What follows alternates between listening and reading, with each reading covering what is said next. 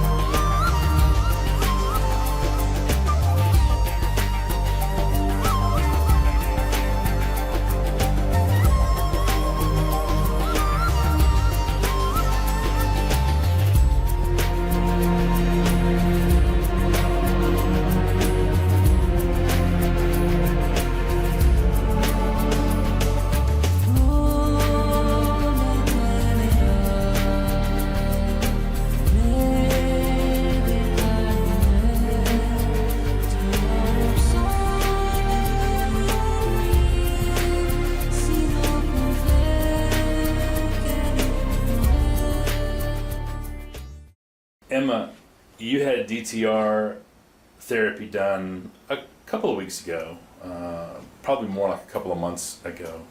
And I've seen you 3 times for revisions. I wanted to get a sense of how you're doing now as opposed to where you were prior to therapy.